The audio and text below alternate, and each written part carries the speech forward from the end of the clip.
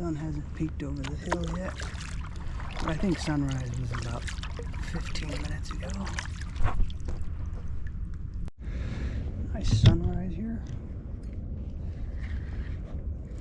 I run my crippled herring.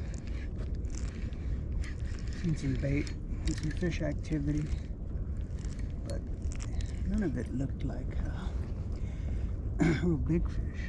Could have been juveniles.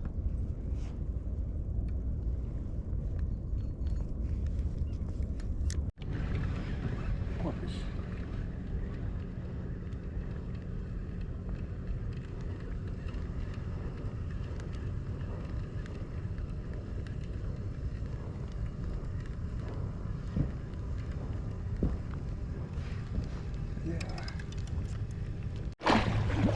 Alright. Yeah. Coho bite's still on here. It's kind of hit and miss. Possession point. I think you can see it behind me. What I do is I troll out to that green buoy, and there's like a shelf that drops off here, and a bunch of kelp beds, and the fish come out of the kelp beds. The salmon or the bait comes out of the hides in the kelp. High or low tide seems to work pretty good, but here's what I got today.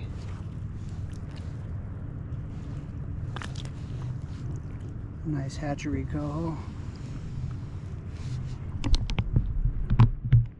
I'd probably stick around for a second one. I'm going to try to get a second one on the way back to the ramp. Alright, I'm on Navionics or Garmin, whatever now. We're looking at possession point. Some people probably want to catch maybe their first salmon from the kayak, or just their first salmon in general. And I've been learning this area, so here we go. The boat launch is generally right here. It's a state park. It's free. There is a wash station too. I'll let you look that up on Google Maps. It's a very short distance to the point. In between the boat launch and the point, there's the possession point bait. I highly recommend the bait shop. Their bait catches fish. Now, I don't typically fish in front of these homes here. Because some of the homeowners are out there fishing from the shore, and then people fish from possession bait on the shore. I like to be mindful of them and kind of keep my distance. If I fish in front of here, I keep, a pretty good casting distance away from them. Anyway, to get to the point, here's a couple of tips. John's Sporting Goods, I think he's in Everett. He has a bunch of maps on his website about fishing, and there's also another website that's very old called Salmon University. You can find information about fishing around this general possession area. I'm not going to try to be any more than give you a few tips on what I do out here. What I typically like to do is look for a good day when the weather's not going to be real windy. And I don't care about incoming or outgoing tides, because I've actually found that outgoing tides can be just as productive as an incoming tide in this place. I'll explain that in a moment. I like to fish between this point here and this green buoy. And typically I'll fish anywhere from 15 to 50 feet of water, but typically I'm 15 to 30 feet of water.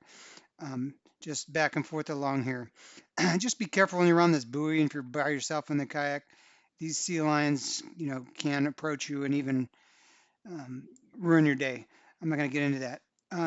Typically what I do is I run the cut herring just in these shallows. What happens on the left side here, where it gets real shallow, is this is all kelp beds. There's actually the bait the bait gets pushed up against this shelf you can see here on an outgoing tide and into these kelp beds. So the salmon are moving back and forth between shallow and the deep area. You can actually see them beneath you. So I fish along that.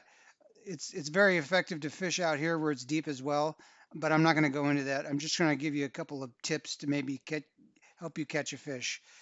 So get the bait, fish in 15 to 30 feet of water out on this point. If not, you can fish up. If you don't feel comfortable, you feel exposed out there, fish at least a good casting distance away from the shore here, like I discussed earlier. And you can catch fish out here.